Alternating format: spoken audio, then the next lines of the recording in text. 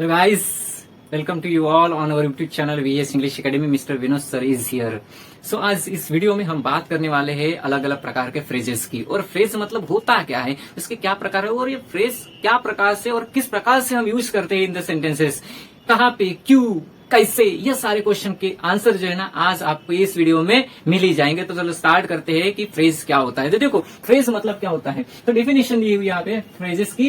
ए phrase, ठीक है, देखो ध्यान देना है यहाँ पे, बिल्कुल ध्यान देना है। A phrase is a group of words, वो कुछ अलग नहीं होता है, वो एक ग्रुप ऑफ वर्ड होता है। क्या होता है फ्रेज मतलब, it is a group of words which does not have its own subject and predicate, जिसका खुद का, ठीक है, फ्रेज मतलब क्या होता है, जिसमें खुद का सब्जेक्ट या फिर प्रेडिकेट नहीं होता है, इसको कहते हैं, या फिर ऐसे ग्रुप ऑफ वर्ड्स को हम कहेंगे फ्रेज। समझ में आ गया, डेफिनेशन क्लियर हो गया है। सामने चलते हैं। ये फ्रेज मेक्स सम सेंस, मतलब कुछ सेंस करता है लेकिन बट नॉट कंप्लीट सेंस, मतलब उसका आधा अर्थ हमें समझेगा लेकिन आधा अर्थ नहीं समझेगा। दैट मीन्स आधा सेंस वो करती है, उसको पढ़ने के बाद हमें समझ में आएगा लेकिन पूरा समझ में नहीं आएगा कि ये इसका मतलब क्या है या फिर कहना क्या है इस ग्रुप ऑफ वर्ड्स को। तो ऐसे ग्रुप ऑफ वर्ड्स या फिर ऐसा ग्रुप ऑफ वर्ड जो कि आधा सेंस करता है लेकिन आधा सेंस बिल्कुल ही नहीं करता है, तो ऐसे ग्रुप ऑफ वर्ड्स को हम कहते हैं फ्रेज। बात समझ में आ गई। चलो सामने चलते हैं और देखते हैं इसके कुछ एग्जाम्पल्स की किस प्रकार से। जैसे कि मैं लिखता हूं यहाँ पे इन दी कॉर्नर, इन दी कॉर्नर, ठीक है, इन दी कॉर्नर, यहाँ पे एग्जांपल हमने लिख लिया है इन दी कॉर्नर। अब इन दी कॉर्नर, हाँ समझ में आता है कि इन दी कॉर्नर मतलब कॉर्नर में कुछ तो भी है लेकिन क्या है हमें समझ में नहीं आ रहा है, इज इट। तो इसी प्रकार से जो है ना हाफ सेंस होता है लेकिन कंप्लीट सेंस नहीं होता है, तो ऐसे ग्रुप ऑफ वर्ड्स को हम कहेंगे, ऐसे ग्रुप ऑफ वर्ड्स को हम कहेंगे फ्रेज। ठीक है, सेकंड एग्जांपल भी ले लेते हैं यहाँ पे। ऑन द हिल, अगर हम लिखते हैं यहाँ पे ऑन दी हिल, ठीक है, ऑन दी हिल, ठीक है, फुल स्टॉप नहीं आएगा। ऑन दी हिल मतलब हिल पर, हिल पर, पहाड़ी पर, लेकिन क्या है नहीं समझ में आ रहा है, तो फिर ये होगा हमारा क्या, फ्रेज। Is it clear. अगर थर्ड एग्जांपल देखो यहाँ पे in the east, in the east, in the east, ठीक है, हाँ ठीक है, ईस्ट में, लेकिन क्या पूरब के डायरेक्शन में क्या सनराइज होता है, मेरा दोस्त जा रहा है या फिर कोई चीज रखी हुई है, क्या है ये पूरा सेंस नहीं हो रहा है, एंड दैट्स व्हाई ऐसे ग्रुप ऑफ वर्ड्स को हम कहेंगे फ्रेज। Is it clear. सामने चलते हैं काइंड्स ऑफ फ्रेजेस। तो हम सीखेंगे इस वीडियो में तीन अलग अलग प्रकार के फ्रेजेस की बात करेंगे, काइंड्स ऑफ फ्रेजेस की। तो पहला है हमारा adjective phrase, second one is our adverb phrase, and third one is we are going to discuss about noun phrase. बात समझ में आ गया, एडजेक्टिव फ्रेज, एडवर्ब फ्रेज और नाउन फ्रेज। तो ये सारा कुछ क्लियर हो गया है। आई होप आप अंडरस्टैंड करते जा रहे होंगे, अंडरस्टैंड होता जा रहा होगा, ठीक है। तो ये बहुत ही अच्छी तरह से सरल शब्दों में आपको बताने की कोशिश करूंगा और समझा के दूंगा। चलो चलते हैं, और ये सारे के सारे जो है हमारे एडजेक्टिव फ्रेज, एडवर्ब फ्रेज और नाउन फ्रेज क्या होता है, कैसे यूज किया जाता है वगैरह वगैरह पूरा क्लियर कर देता हूँ। सामने बढ़ते हैं। तो देखो एडजेक्टिव फ्रेज मतलब होता क्या है, इसके पहले हमने देखा है कि एडजेक्टिव फ्रेज, एडवर्ब फ्रेज और नाउन फ्रेज, इन तीनों फ्रेज की हम इस वीडियो में बात करेंगे। अब देखते हैं कि एडजेक्टिव फ्रेज होता क्या है। देखो यहाँ पे adjective phrase, when a group of words without having subject and predicate does the work of an adjective, it is called as adjective phrase, उसको हम कहते हैं एडजेक्टिव फ्रेज। मतलब एक ऐसा सेंटेंस जिसको हम ग्रुप ऑफ वर्ड्स कहते हैं, एक ऐसा सेंटेंस जिसमें उसका खुद का या फिर जिस सेंटेंस में एक सब्जेक्ट नहीं होता और प्रेडिकेट भी नहीं होता। अब सब्जेक्ट क्या होता है और प्रेडिकेट क्या होता है, इसके लिए हमें क्लॉजेस का टॉपिक समझना जरूरी है। अगर आप देखना चाहते हो उसमें कुछ कंफ्यूजन है तो वो ऑलरेडी हमारे यूट्यूब चैनल पर अपलोड किए होंगे। क्लॉज, उसके बाद सबऑर्डिनेट क्या है, मेन क्लॉज क्या होता है, प्रिंसिपल क्लॉज क्या होता है, कोऑर्डिनेट क्लॉज क्या होता है, पूरा का पूरा विस्तृत से समझा के दिए है, आप देख सकते हो। तो ग्रुप ऑफ वर्ड्स मतलब एक सेंटेंस जिसमें सब्जेक्ट नहीं होता, प्रेडिकेट भी नहीं होता, सब्जेक्ट और प्रेडिकेट दोनों नहीं होती, लेकिन फिर भी वो जो ग्रुप ऑफ वर्ड्स होता है वो उस सेंटेंस में जो है ना एज एन एडजेक्टिव यूज किया जाता है, या फिर वो एडजेक्टिव के जैसे ही उस सेंटेंस में काम करता है, तो उसको हम कहेंगे फ्रेज ऑफ एडजेक्टिव या फिर एडजेक्टिव फ्रेज। फॉर एग्जाम्पल, चलो यहाँ पे फॉर एग्जाम्पल लिखते हैं, he is a man of honesty. Okay, sentence इस प्रकार से आ गया है, he is sorry man of, sorry गड़बड़ हो गया, ही इज मैन ऑफ, ठीक है, he is man of great honesty, man of great honesty. तो ही इज मैन, वो कौन है, एक इंसान है। उसकी विशेषता क्या है, उसकी विशेषता ये है कि ग्रेट ऑनेस्टी, मतलब वो एक ऐसा इंसान है ऑफ ग्रेट ऑनेस्टी, बहुत ही ज्यादा ईमानदारी से भरा हुआ वो इंसान है, मतलब वो इंसान ईमानदार है। तो उसकी विशेषता यहाँ पे दिख रही है, ऑफ ग्रेट ऑनेस्टी, इस वर्ड से। तो इस ग्रुप ऑफ वर्ड्स को हमने एज एन एडजेक्टिव यूज किया है, इसीलिए ये हो गया हमारा एडजेक्टिव फ्रेज। उसके साथ साथ अगर इसको हम सेपरेट पढ़ते ऑफ ग्रेट ऑनेस्टी, हाँ ठीक है भाई, ईमानदार है, बहुत ही ज्यादा ईमानदार, लेकिन कौन है, कैसे है, ये समझ में नहीं आ रहा है। लेकिन अब यहाँ पे हमने सेंटेंस में यूज किया है he is man of great honesty, मतलब ये इंसान बहुत ही ज्यादा ईमानदार है, ईमानदारी से भरा हुआ ये इंसान है। समझ में आ गया, एडजेक्टिव फ्रेज इसको कहते हैं। अब second example, she is yes, she is a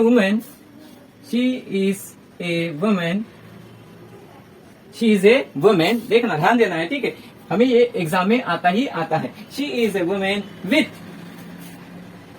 with kind nature, चलो ये हमने एग्जाम्पल ले लिया यहाँ पे। She is a women with kind nature, और सॉरी काइंड नेचर नहीं, काइंडली नेचर लिखते हैं, ठीक है, काइंडली नेचर। तो उस लेडी का नेचर कैसा है, बहुत ही काइंड नेचर वाली वो लेडी है। तो यहाँ पे कौन सा रहेगा हमारा एडजेक्टिव फ्रेज, ये रहेगा हमारा adjective phrase, with kindly nature.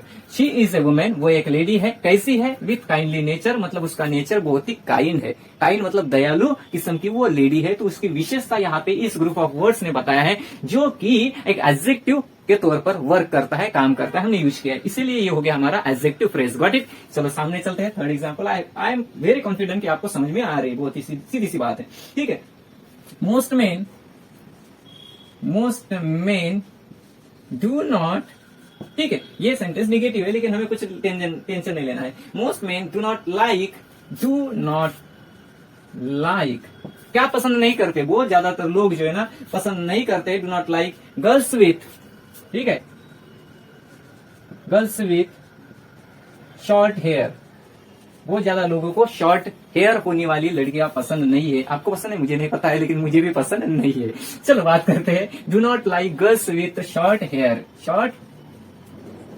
ये हमने एग्जांपल लिया है यहाँ पे। अब देखो इसमें कौन सा रहेगा हमारा, देखो main do not like, most main do not like girls, मतलब हमें ज्यादातर लोगों को वो लड़कियां पसंद नहीं है। किस प्रकार की, उनकी विशेषता ये होनी चाहिए कि उनके अगर शॉर्ट हेयर है, छोटे छोटे बाल है, तो वो लड़कियां हमें पसंद नहीं है। बात समझ में आएगा, विथ शॉर्ट हेयर, ये रहेगा हमारा एडजेक्टिव फ्रेज, क्योंकि वो बता रहा है कि लड़कियां पसंद नहीं है हम लोगों को, लेकिन किस प्रकार की, कौन सी वाली, जिनके शॉर्ट हेयर है, छोटी हेयर होने वाली लड़कियां बिल्कुल पसंद नहीं है। समझ में आ गया, ये हो गया हमारा एडजेक्टिव फ्रेज। अब फिफ्थ वन एग्जांपल देखो, द वुमेन, ठीक है, द वुमेन, ठीक है, फिर से एक आ गया, the women in white dress,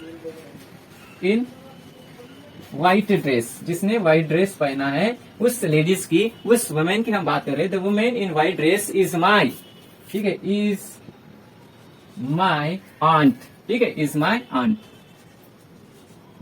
तो यहाँ पे कौन सा रहेगा, यहाँ पे कौन सा रहेगा हमारा एडजेक्टिव फ्रेज, तो ये रहेगा हमारा adjective phrase, in white dress, ठीक है, इन व्हाइट ड्रेस। तो देखो यहाँ पे, the women in white dress is my aunt, वो मेरी आंटी है, ठीक है, इन व्हाइट ड्रेस। उसकी विशेषता क्या है कि उसने ये वाला ड्रेस पहना हुआ है, किस प्रकार का, इन व्हाइट ड्रेस, मतलब व्हाइट कलर का ड्रेस जिस लेडी ने पहना हुआ है, व्हाइट कलर की साड़ी, व्हाइट कलर का यूनिफॉर्म, जो भी है, वो मेरी आंटी जी है। समझ में आ गया, तो ये है। अब जिसमें इसमें कुछ अपना खुद का सब्जेक्ट भी नहीं है, खुद का उसका प्रेडिकेट भी नहीं है। तो ऐसे ही ग्रुप ऑफ वर्ड्स को जो कि आधा सेंस करता है, आधा नहीं करता है, हम कहते हैं ना फ्रेज। तो बात समझ में आ गई, ये भी हो गया हमारा एडजेक्टिव फ्रेज। तो इन दिस वे होते हैं हमारे एडजेक्टिव फ्रेज।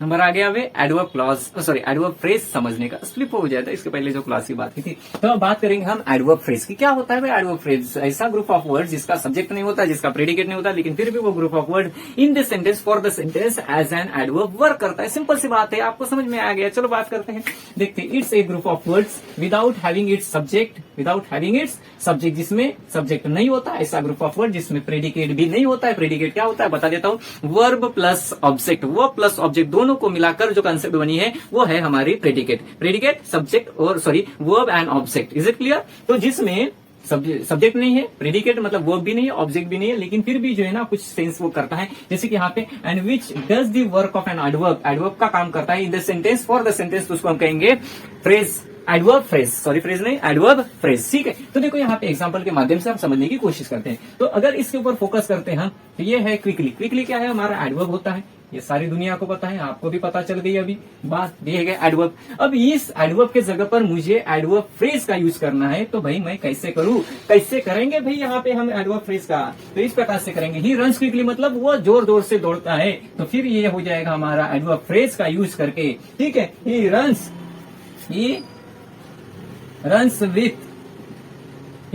विथ किस, विथ क्या है, ग्रेट स्पीड, विथ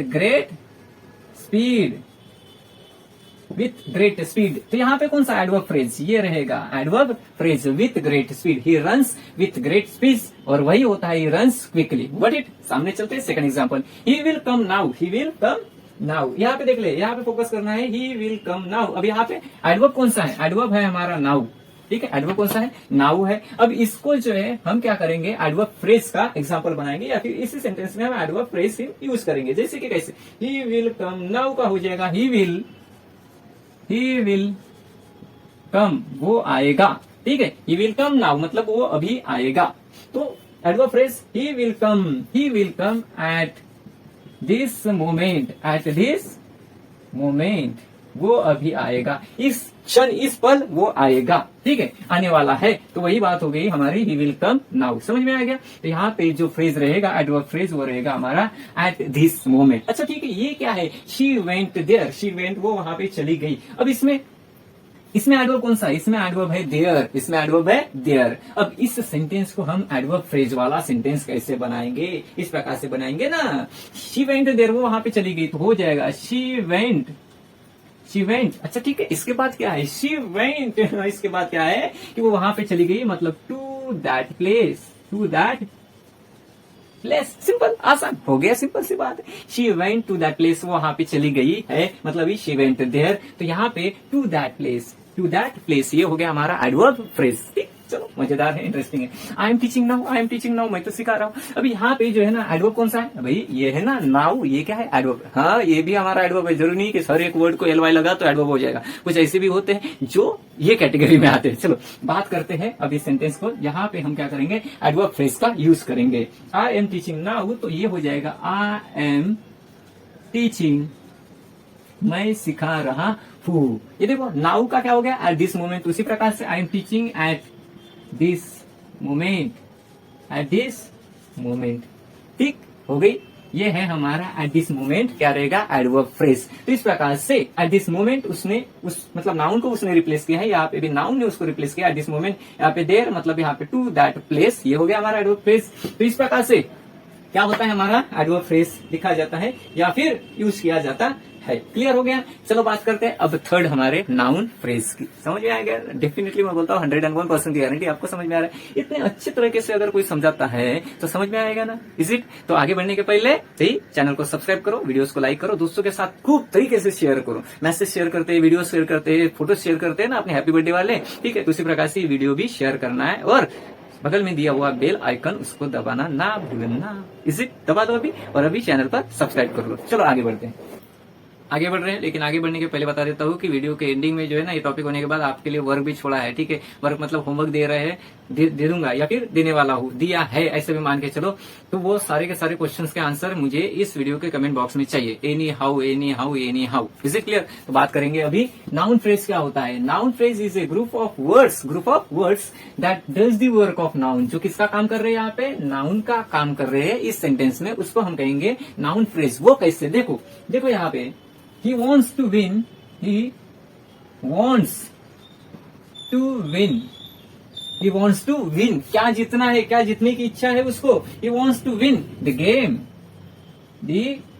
उसको गेम जीतने की इच्छा है, या फिर वो गेम जीतना चाहता है। बात समझ में आ गया। तो यहाँ पे कौन सा रहेगा noun phrase, to win the game. He wants, उसको चाहिए। I want pen, he wants pen, she wants pen, we want pen, they want pen. अगर इस प्रकार का सेंटेंस है तो वॉन्ट के बाद मेन वर्ब के बाद क्या आता है, वर्ब के बाद क्या आता है भाई, वही तो आता है ऑब्जेक्ट। अब ऑब्जेक्ट जो है ना, ये हमारा डायरेक्ट ऑब्जेक्ट, इनडायरेक्ट ऑब्जेक्ट, मतलब लिविंग या फिर नॉन लिविंग कुछ भी हो सकता है। तो ये जो ग्रुप ऑफ वर्ड है हमने as as a noun phrase use किया, ही वॉन्ट्स। क्या देखो, नाउन फ्रेज को अगर समझना है तो क्वेश्चन पूछना होता है किसको, we have to question to the main verb और we have to question to the verb use in the sentence. कौन सा है, वॉन्ट्स। इसको क्वेश्चन पूछना है, किससे पूछना है भाई, इससे पूछना है, व्हाट से, ठीक है। He wants, what he wants to win the game, to win the game. हो गया क्लियर, यह हो गया हमारा नाउन फ्रेज। चलो सेकंड एग्जांपल भी देख लेते हैं। सेकंड एग्जांपल इस प्रकार से रहेगा हमारा, ऑल बॉयज लव, ठीक है। ऑल बॉयज, ये ऑल है ना, ठीक है, थोड़ा सा अच्छी तरह से समझ लेना कि ऑल बॉयज लव, ठीक है, प्लेइंग क्रिकेट,